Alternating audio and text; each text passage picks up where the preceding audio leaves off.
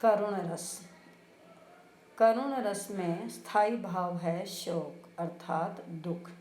तो इसका विभाव हुआ प्रिय वस्तु या व्यक्ति का सदा के लिए बिछुड़ना, कि जब प्रिय व्यक्ति या वस्तु सदा के लिए बिछुड़ जाता है या उसके मिलने के कोई आसार नहीं लगते, तब मन में करुणा उत्पन्न होती है और यही करुणा भाव करुण रस में परिवर्तित होता है। अर्थात शोक नामक स्थायी भाव, विभाव, अनुभाव और संचारी भाव के संयोग से करुण रस की निष्पत्ति होती है।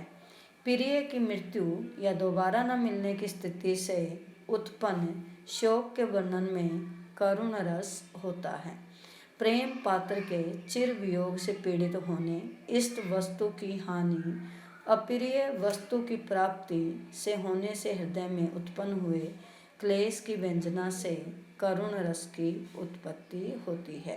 तो यहाँ 3 बातें हमें ध्यान रखनी है। या तो कोई प्रिय वस्तु अलग हुई है, टूट गई है, या प्रिय व्यक्ति का बिछो हो गया सदा के लिए, या कोई अनिष्ट कार्य हुआ है तो उससे मन में करुणा का भाव उत्पन्न होता है।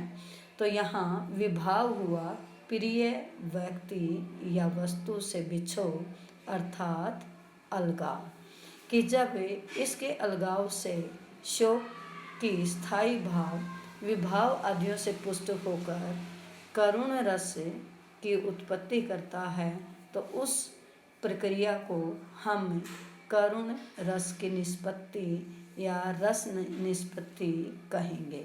अर्थात यहाँ स्थायी भाव शोक होगा, आलंबन विभाव विनिष्ट प्रिय व्यक्ति, की जो प्रिय व्यक्ति था वह नष्ट हो गया, वह मर गया या वह बिछो हो गया उसका सदा के लिए।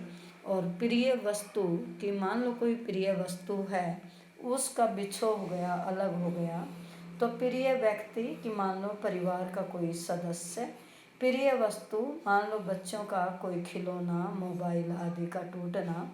तो जब इस तरह के घटना घटती है तो मन में करुणा या शोक या दुख का भाव उत्पन्न होता है और यही करुण रस में बदलता है।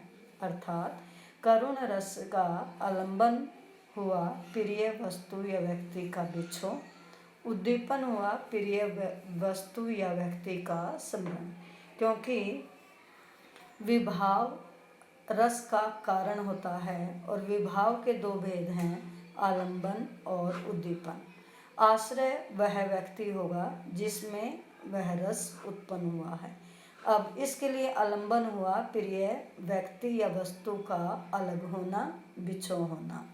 उद्दीपन अर्थात प्रिय वस्तु का याद आना या प्रिय व्यक्ति का स्मरण होना, याद आना।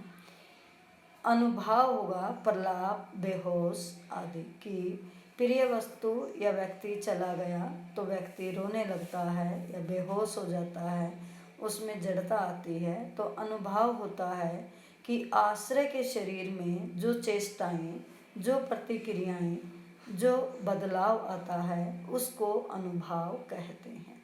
और संचारी भाव, कि कौन से भाव उत्पन्न हुए और नष्ट हुए, चिंता, दुख, विषाद आदि, कि ये भाव उत्पन्न हुए हैं।